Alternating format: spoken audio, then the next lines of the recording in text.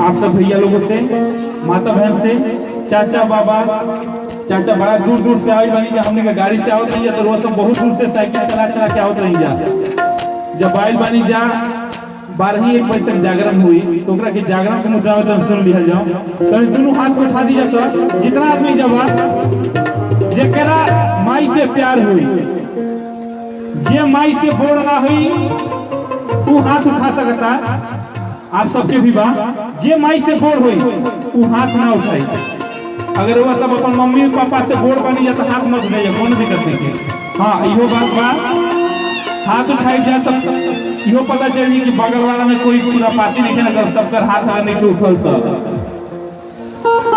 तो बोलिए दुर्गा मैया की।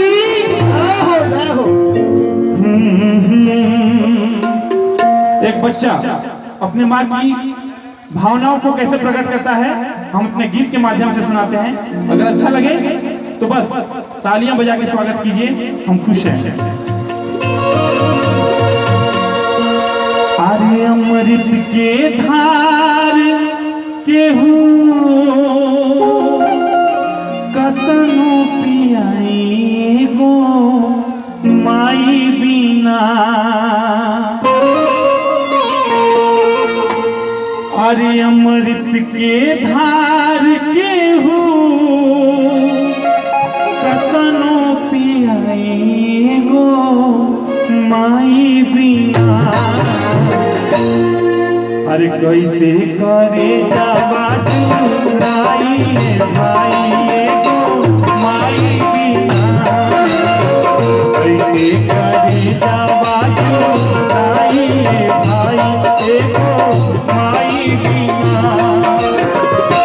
रुको जब भैया भजन होता, भजन में एकदम बुझाता कि ज्यादा ठंडा लगता है। वो सबके ताली बजाओ नहीं, हल्का हल्का मीठा मीठा। कैसे? अरे अमृत के धार के कतनो पियाई गो माई बिना। अमृत के धार के कतनो पियाई गो माई बिना।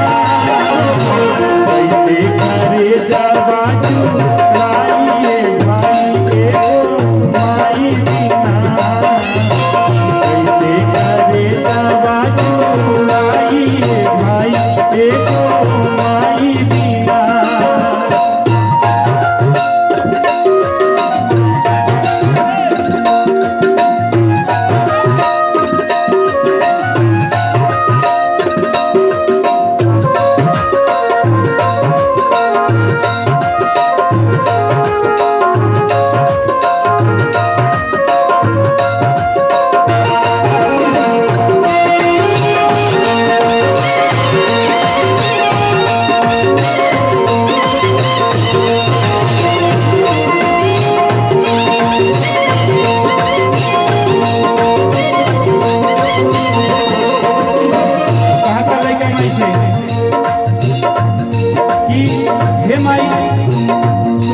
जन्म दिलू तोहरे बतौलत आज हम जौन बनी गावत तनी पढ़त तनी लिखत तनी इंजीनियर भइल बनी, सब तोहरे कृपा से।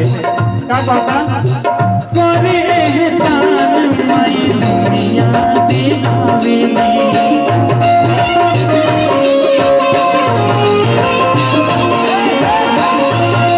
बसिया बेओली तोले के दिखावेली।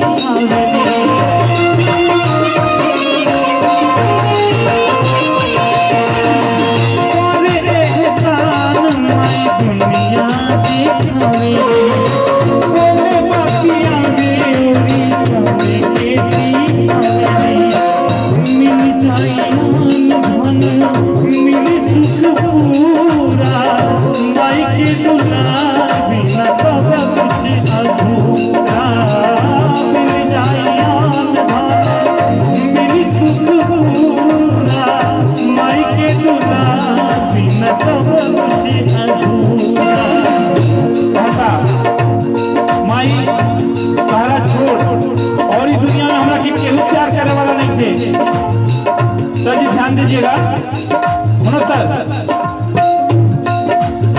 ध्यान दीजिएगा। अगर पिताजी 150 रुपया का शर्ट पहन के घूम रहे हैं, अगर बच्चा आए अब बच्चा का नाक बहता है तो पापा जी कहेंगे बेटा चलो भागो। अब वही अगर माँ है 5,000 की साड़ी पहनी है और वहां पे बेटा आ गया, अरे बेटा अरे ये होता है माँ का प्यार। मिल जाइयान धनो मिल पूरा माई के दुलार बिना कुछ अधूरा। मिल जाइयान धनो मिल पूरा माई के दुलार बिना कुछ अधूरा। क्या कहता